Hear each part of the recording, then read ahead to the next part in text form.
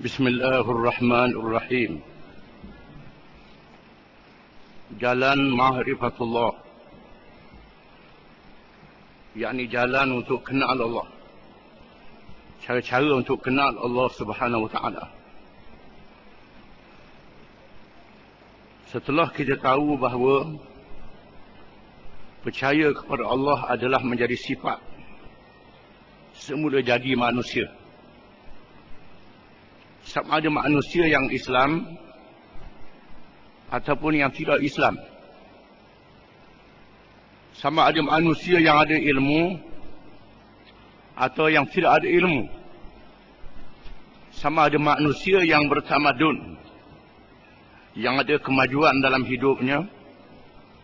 Termasuklah manusia yang tidak ada tamadun, yang tinggal di hutan rimba belantara, tidak ada pelajaran langsung.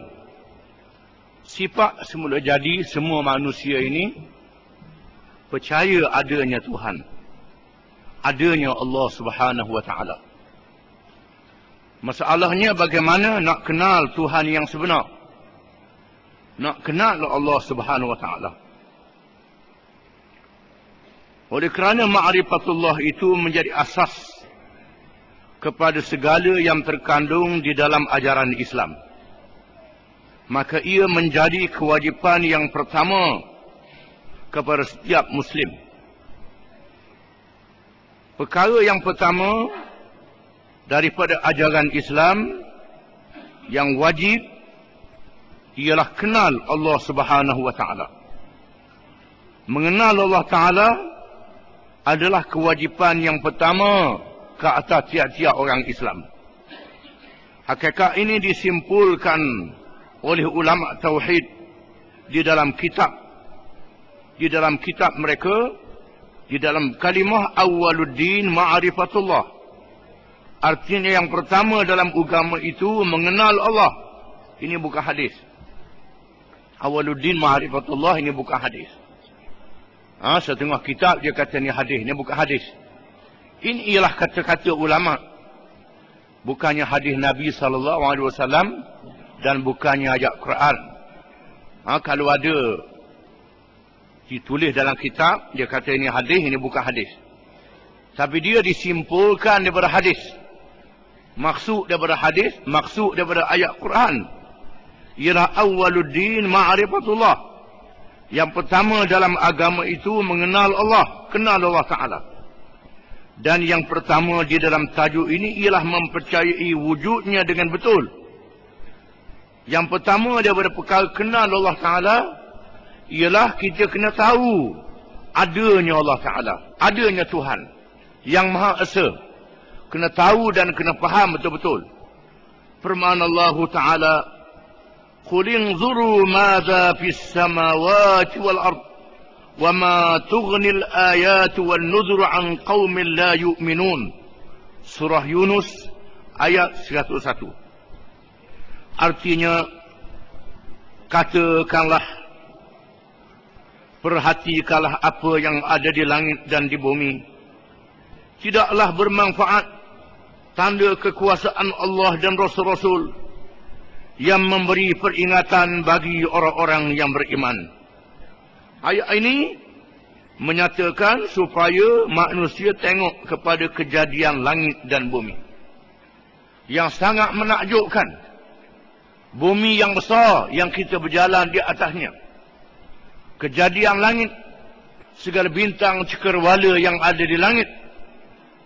Hari ini manusia boleh mereka alat-alat yang boleh meneropong, tengok bintang-bintang yang ada di langit. Penemuan baru dalam ilmu angkasa lepas melalui teropong dan alat-alat moden menyatakan bahawa bintang-bintang di langit banyak laksana pasir di bumi. Boleh jadi banyak berpasir di bumi lagi, wallahu a'lam.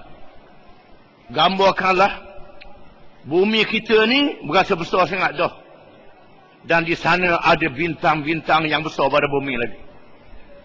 Banyaknya bintang-bintang itu laksana pasir yang ada di bumi ini. Banyaknya bintang. Maka gambarkanlah bumi yang kita berasa besar ni terlalu kecil di sisi Allah, di kalangan makhluk Allah Subhanahu wa taala.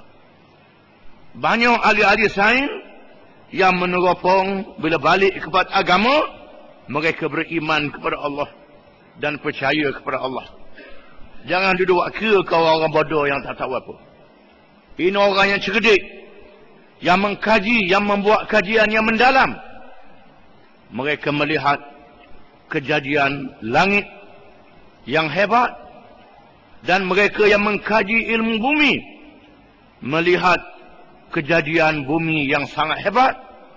Ini adalah dalil kepada adanya Allah sebagaimana yang diberitahu oleh Rasul-Rasul alaihi wassalatu wassalam.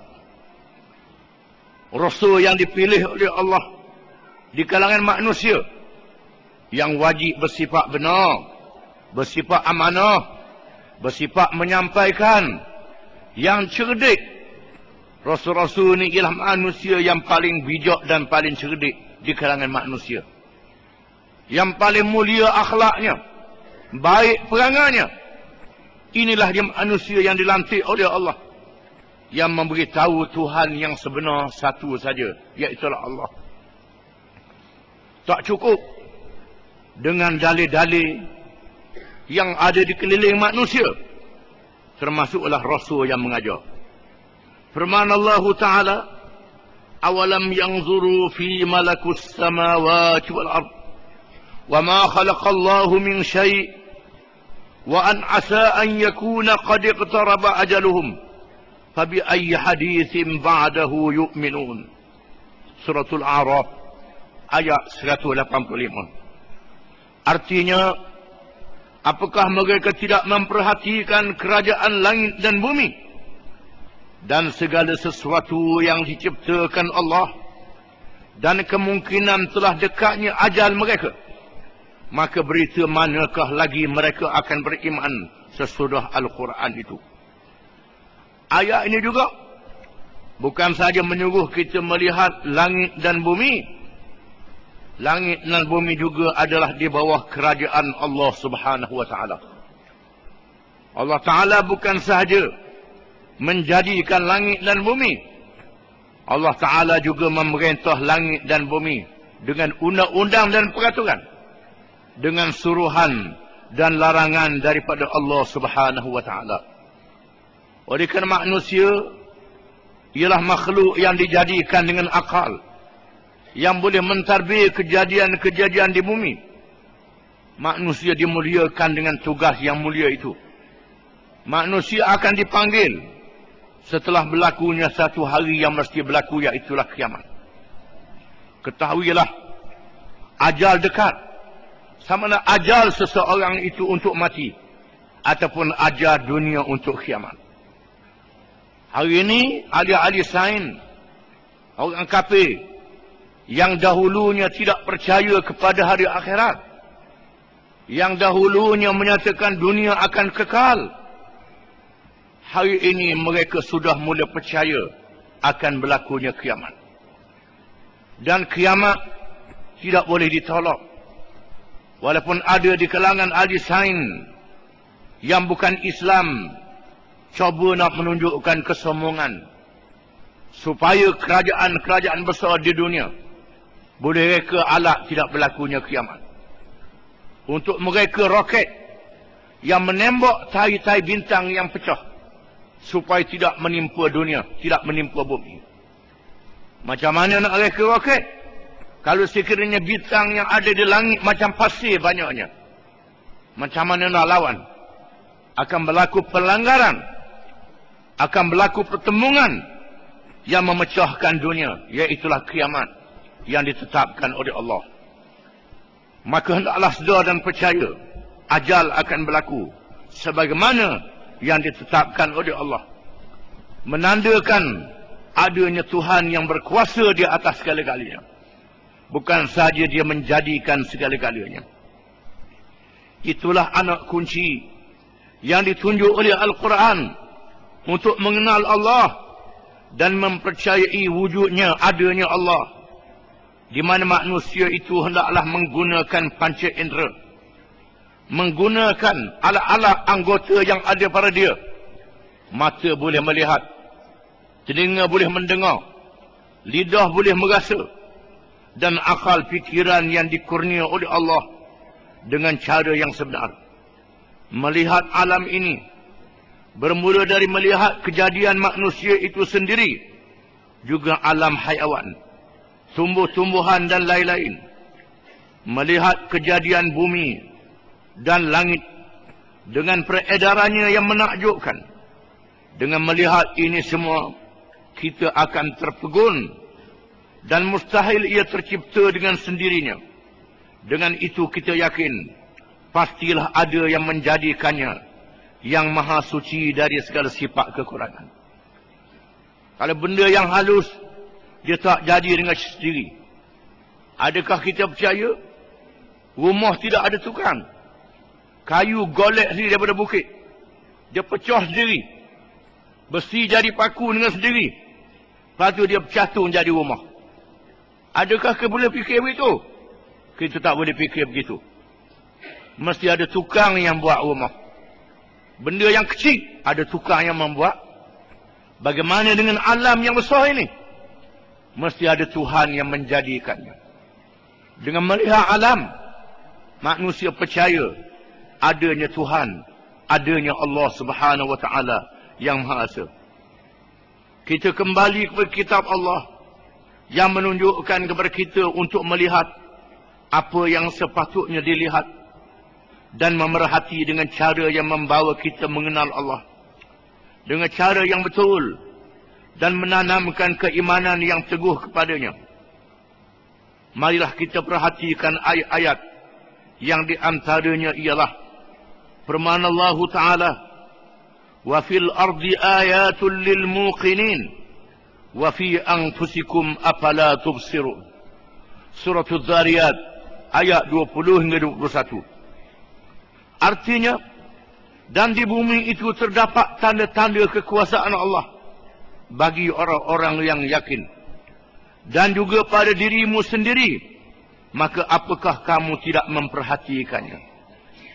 Ini ialah ayat-ayat Quran yang diturunkan kepada Nabi kita Muhammad sallallahu alaihi wasallam dengan bahasa Arab yang menyatakan ayat ini dalil kepada adanya Allah Subhanahu wa taala. Ayat-ayat yang mengajar kita bagaimana nak kenal Allah. Di antaranya ialah dengan melihat kepada kejadian diri kita sendiri. Diri kita seorang manusia yang dijadikan oleh Allah. Diri kita menjadi dalil adanya Allah Subhanahu wa taala. Dengan cara petunjuk Quran yang mengajar kita bagaimana nak kenal diri kita, sehingga kita kenal Tuhan yang menjadikan kita dengan cara yang betul, bukan dengan cara yang bodoh. Ada juga orang mengajar ilmu salah, dia pakai ayat ni, wa fi anfusikum afala tubsirun. Dia baca ayat ni bukan main, tapi tak erti bahasa Arab. Dia hura dengan ilmu kenal diri, lalu menjadi syirik, menyekutukan Allah dengan sesuatu yang lain. Bercakap dengan cara jahil, dengan cara yang bukan-bukan.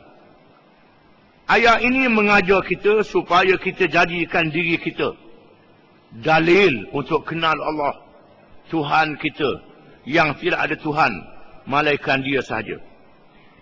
Firman Allah Ta'ala, وَلَقَدْ خَلَقْنَا الْإِنسَانَ مِنْ سُلَالَةٍ مِنْ طِينٍ ثُمَّ جَعَلْنَاهُ نُطْفَةً فِي قَرَارٍ مَكِينٍ ثُمَّ خَلَقْنَا النُّطْفَةَ عَلَقَةً فَخَلَقْنَا الْعَلَقَةَ مُضْغَةً فَخَلَقْنَا الْمُضْغَةَ عِظَامًا فَكَسَوْنَا الْعِظَامَ لَحْمًا ثُمَّ أَنْشَأْنَاهُ خَلْقًا آخَرَ فَتَبَارَكَ اللَّهُ أَحْسَنُ الْخَالِقِينَ. Suratul Mu'minun ayat 12 hingga 14. Artinya, dan sesungguhnya kami telah menciptakan manusia dari suatu saripati berasal dari pati tanah. Kemudian kami jadikan saripati itu air mani yang disimpan di dalam tempat yang teguh, yakni rahim. Kemudian air mani itu kami jadikan segumpal darah Lalu segumpal darah itu kami jadikan segumpal daging. Dan segumpal daging itu kami jadikan tulang-tulang. Lalu tulang-tulang itu kami bungkuskan dengan daging-daging. Kemudian kami jadikan dia makhluk yang berbentuk lain. Maka Maha Suci Allah, pencipta yang paling baik. Ayat ini menjelaskan tentang kejadian diri manusia. Daripada tanah, daripada pati tanah. Sama Adam, bermula dengan Adam alaihissalam. Dijadikan daripada pati tanah. Kemudian Allah Ta'ala jadikan Hawa daripada tulang rusuk Nabi Adam alaihissalam. Allah Ta'ala lahirkan daripada Adam zuriat-zuriatnya. Yang dijadikan daripada mani. Dan berlaku pencampuran mani di antara lelaki dan perempuan. Bertukar menjadi darah yang diletakkan dalam rahim. Bertukar menjadi daging. Kemudian bertukar menjadi tulang yang dibalut dengan daging-daging orak, kulit dan lain-lain. Menjadi seorang manusia yang diberi akal fikiran, yang diberi perasaan, yang berbeza dengan binatang-binatang, yang juga dijadikan daripada air mani. Manusia dibezakan dengan adanya akal dan diberi roh. Sebagaimana manusia ada roh, tidak ada jasad seperti manusia. Itu kejadian yang menakjubkan, yang menjadikan kita percaya kepada Tuhan yang menjadikan diri kita sendiri. Firman Allah Ta'ala, Inna fi khalqis samawati wal ard wa ikhtilafil layli wan nahar wal fulki allati tajri fil bahri bima yanfa'un nas wa ma anzala Allahu minas sama'i min ma'in fa ahya bil ardi ba'da mautiha wa batha fiha min kulli dabbah wa tasrifir riyah was sahabil musakhkhari bainas sama'i wal ard la ayatin liqaumin ya'qilun. Itu ialah kejadian langit dan bumi yang juga menjadi dalil kepada adanya Allah. Wallahu a'lam.